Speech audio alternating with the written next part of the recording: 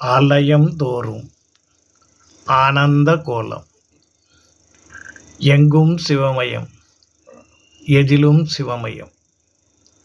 எண்ணிட எண்ணிட எல்லாம் நம் வசம். தேடிடும் தெய்வம் மறைந்து காட்சி தரும் மகத்தான தெய்வம். இன்று எல்லா சிவாலயங்களிலும் அன்னாபிஷேகம் செய்கிறார்கள். அன்னாபிஷேகத்தை கண்டு தரிசிக்க சிவபக்தர்கள் ஒன்று கூடி ஆனந்தத்திலே சிவசிவா என்று அழைத்து துதி செய்கிறார்கள். ஏன் இன்று மட்டும் அப்படி செய்ய வேண்டும்? எல்லா நாட்களிலும் இறைவனுக்கு இதே போல விழா கொண்டாடலாமே. கொண்டாடுவதற்கு எல்லோருக்கும் ஆசைதான். எல்லா நாளும் கொண்டாடினால் அது விழாவாக இருக்காது.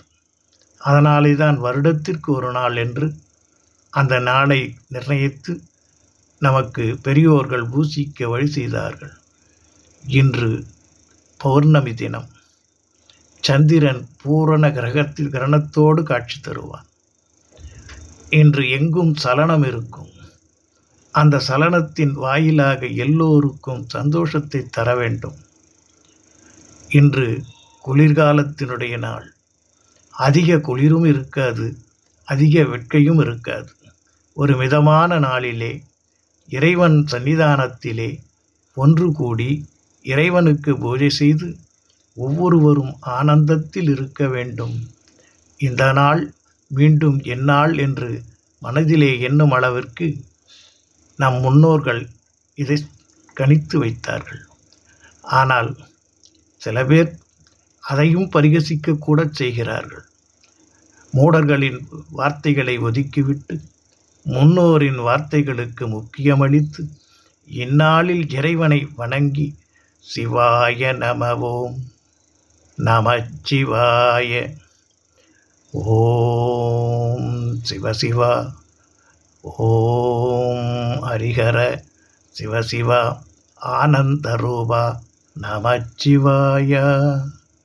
திரியம்பகம் ஜஜாமகே சுகந்திம் புஷ்டிவர்த்தனம் உருவாருகமிவ வந்தனாத் மிருத்யோ முக்ஷீய மாம் மிருதாத்.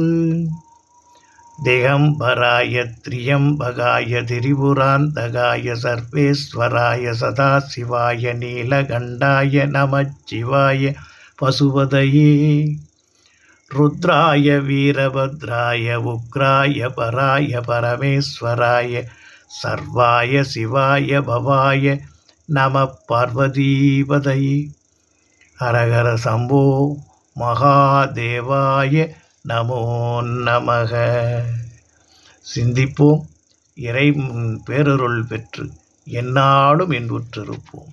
எல்லாம் இன்பமயம்.